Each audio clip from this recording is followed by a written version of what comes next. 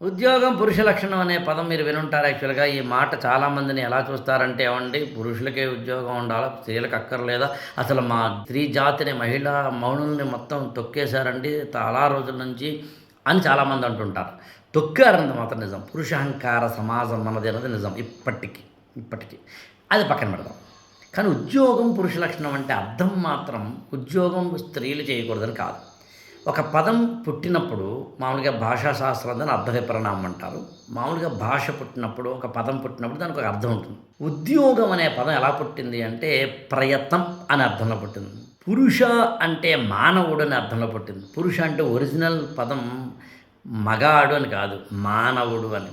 ఇవన్నీ నేను చెప్తే చాలామంది ఏమంటారంటే మీరేదో కిట్ ఇస్తున్నారు సార్ అంటారు. కానీ ఏం చేస్తాం, ఇలాంటి పుస్తకాలు చదివితే అర్థమవుతుంది.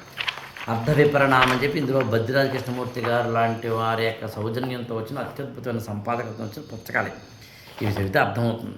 అందుకని మీకు ఒకప్పుడు సభికులు అంటే ప్రేక్షకులు అర్థం కాదు, సభలో ఉన్నవారు అర్థం కాదు, జోదమాడేవారిని అర్థం. అందుకనే మయ సభ, సభ, సభాపర్వము అని మనకి మహాభారతంలో ఉంటుంది.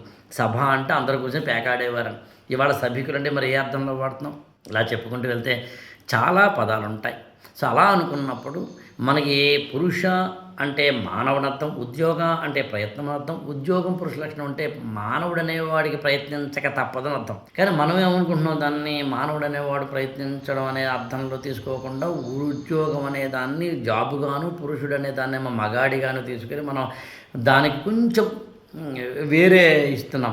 అందుకు నేనేమంటానంటే భాష యొక్క మూలాలు తెలుసుకోవాలి. భాషకు సంబంధించిన ఆ ఒరిజినల్ ప్లాట్‌ఫామ్స్ ఏవున్నాయో వాటిని మనం తెలుసుకోగలగాలి. ఇవన్నీ తెలుసుకుంటే నిజానికి నాకు తెలిసి మనం ప్యూర్ నాలెడ్జ్ వైపు ఉన్న వాళ్ళం అవుతాం. ప్యూర్ నాలెడ్జ్ ఎప్పుడైతే ఉందో అందుకని చాలామంది చెప్తారు యాక్చువల్‌గా మహాజ్ఞాని ఎలా ఉంటాడంటే మౌనంగా ఉంటాడట.